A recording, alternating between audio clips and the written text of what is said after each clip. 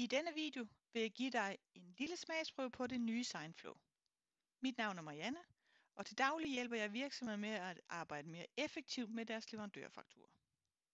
Som I kan se, så står jeg her på den helt almindelige fakturaportal i SignFlow. De øverste moduler er, som I kender, og der vil faktisk gå et stykke tid, hvor I stadigvæk kan gå ind i fakturakontrolleren, konteringsmanageren og arbejde fuldstændig som I plejer.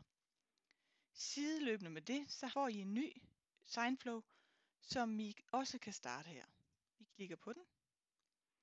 Og det, der er vigtigt at sige her, det er, at den nye SignFlow er 100% webbaseret. Ingen Java. Alle devices skal bruge den.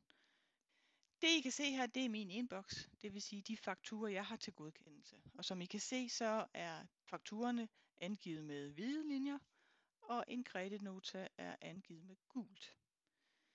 I kolonnen herovre til højre, der vises der, hvor mange noter der er. Holder jeg musen over den, så kan I se den sidste note, der er skrevet. Jeg kan også, som I kender det, klikke på en kolonne, og så sorteres data nedenunder.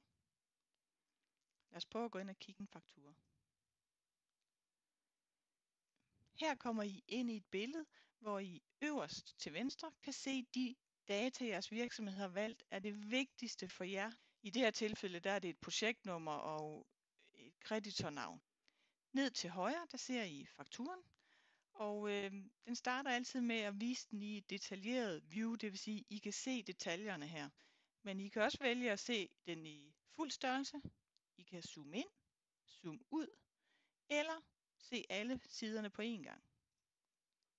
Over fakturen, der kan I godkende eller videresende, eller sende fakturen retur til bogholderiet, fuldstændig ligesom I kender det.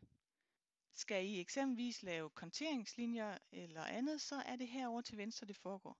Der har vi nogle faner. Den første fane hedder info, og her har I samtlige data. I har konteringslinjerne, og som I kan se, så er de noget anderledes, end I kender dem.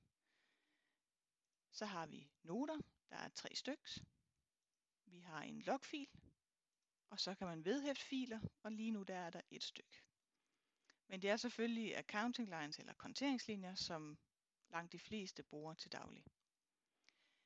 Herover til højre, der har I, som I kan se, så jeg mangler nok lige at sige, at det her det er et udviklingsmiljø, så der er stadigvæk ting, det er små ting, men der er stadigvæk ting, der lige skal rettes til.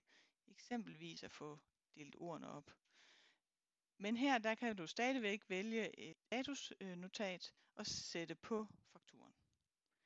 Lige ovenover, der vil du kunne bladre mellem dine fakturer, og hvis jeg nu bladrer lidt videre her, så vil du kunne se en kreditnota. Den er altså markeret på den her måde, så det er meget synligt, at her der taler om en kreditnota. Det var det, jeg ville vise dig i dag.